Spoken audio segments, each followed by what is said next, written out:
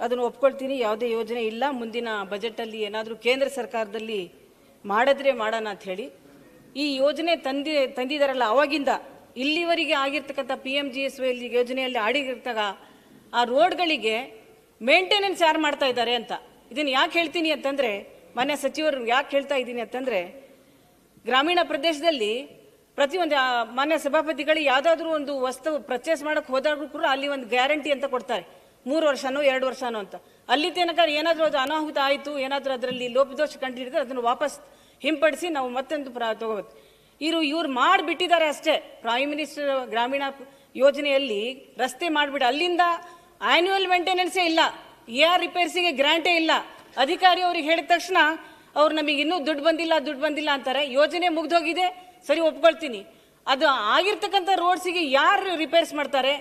ಎಷ್ಟು ಗುಂಡಿ ಬಿದ್ದಿದ್ದಾರೆ. ಗ್ರಾಮೀಣ ಪ್ರದೇಶ ಜನರಿಗೆ ತಮ್ಮ ಗದ್ದೆಗಳಿಗೆ ತಮ್ಮ ಹೊಲೆಗಳಿಗೆ ಹೋಗೋಕ್ಕೂ ಕೂಡ ಬಹಳ ಕಷ್ಟ ಆಗ್ತಾ ಇದೆ.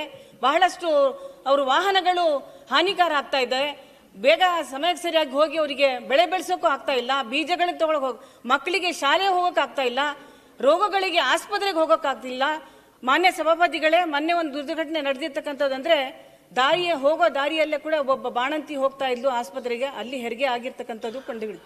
ಹಾಗಾಗಿ ನಂದೊಂದು ಮನವಿ ಈ ಸಭೆ ಮೂಲಕ ಗ್ರಾಮೀಣ ಸಚಿವರಿಗೆ ಅಂತಂದ್ರೆ, ಈ ಆನ್ಯುವಲ್ ರಿಪೇರ್ಸ್ ಯಾರು ಮಾಡ್ತಾರೆ ಅವರಿಗೆ ಖಡಕ್ ತಾವು ಯಾವ ತರ ಮಾಡ್ತಾ ಇದ್ದೀರಾ ಅಂತ ಕೂಡ ಈ ಸಭೆಯಲ್ಲಿ ತಿಳಿಸ್ಬೇಕು. ಸಭಾಪತಿಗಳೇ, ಪ್ರಧಾನಮಂತ್ರಿ ಗ್ರಾಮೀಣ ಸಡಕ್ ಯೋಜನೆಯಲ್ಲಿ ಮೇಂಟೆನೆನ್ಸ್ ಅಂತೂ ಇದ್ದೇ ಇರ್ತದೆ. ಡಿಪೆಂಡಿಂಗ್ ಆನ್ ಅದು ಯಾವಾಗ ಮುಗೀತದೆ, ಒಂದು 5 ವರ್ಷ ಮೇಂಟೆನೆನ್ಸ್ ಇರುತ್ತೆ. ಅದು ಯಾವ ರಸ್ತೆ ಅಂತ ನಮಗೆ ತಿಳಿಸಿದ್ರೆ ಖಂಡಿತವಾಗೂ ನಾನು ನೋಡ್ಬೋದು. ಒಂದೇದು. ಎರಡನೇದು, ಅದು ಮೇಂಟೆನೆನ್ಸ್ ವಿತ್ ಮೇಂಟೆನೆನ್ಸ್ ಇದೆ. ಮತ್ತೆ ನಾವು ತರ್ತಾ ಇರುವ ಹೊಸ ಏನು ಪ್ರಗತಿ ಪಥ ಇದೆ, ಅದರಲ್ಲೂ 5 ವರ್ಷ ಮೇಂಟೆನೆನ್ಸ್ ಅನ್ನ ನಾವು ಮಾಡ್ತೀವಿ ಅಂತ ಕೂಡ ನಾವು ಮಾನದಂಡಗಳು ಹಾಕೊಂಡಿದ್ದೇವೆ. ಆದ್ರೆ ಹೊಲಕ್ಕೆ ಹೋಗೋದ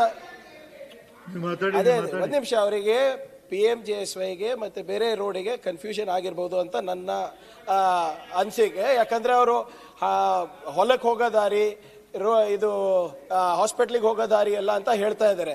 ಅದು ಅರ್ಬನ್ ಇದ್ರೆ PWDಗೂ ಬರುತ್ತೆ, ಅಥವಾ VR ರೋಡ, MDR ಅದೇ, ಅಥವಾ ನಾವು ನಮ್ಮ ಜಿಲ್ಲಾ ಪಂಚಾಯತ್ ರೋಡ ಅಂತ ನಮಗೆ ನಿರ್ದಿಷ್ಟವಾದಂಥ ಮಾಹಿತಿ ಕೊಟ್ಟರೆ ಅದನ್ನ ನಾವು ಮಾಡ್ತೀವಿ. ಆದರೆ PMGSYನಲ್ಲಿ ಏನಾದರೂ ತಮಗೆ ಮೇಂಟೆನೆನ್ಸ್ ಆಗ್ತಾ ಇಲ್ಲ ಅಂತ ನಮ್ಗೆ ಸ್ಪೆಸಿಫಿಕ್ ಆದ ಒಂದು ಮಾಹಿತಿಯನ್ನು ಕೊಟ್ಟರೆ ಅದನ್ನ ನಾನು ಪರಿಶೀಲನೆ ಮಾಡ್ತೀನಿ.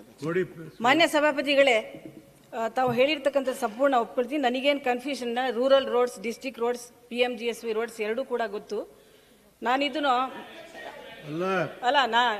ನನಗೇನು ಅವ್ರಿಗೆ ಇದು ಇಲ್ಲ. ಯಾಕೆ PMGSY ಬಗ್ಗೆ ಮಾತನಾಡಬೇಕಾದ್ರೆ ಹೊಲದ ದಾರಿ ಬಗ್ಗೆ ಹೇಳಿದ್ರು, ಅದಕ್ಕೆ ನಾನು ಹಿಂತಗೊಳ್ತೀನಿ.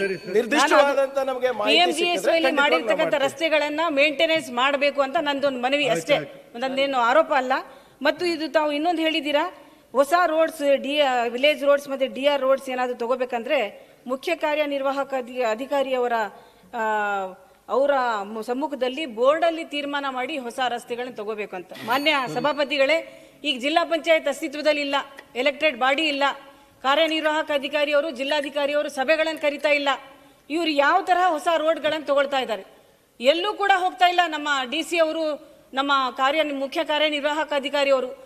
ರೋಡಿನ ದುಸ್ಥಿತಿ ಏನಾಗಿದೆ ಅಂತ ಗೊತ್ತಾಗ್ತಾ ಇಲ್ಲ ಅವರಿಗೆ.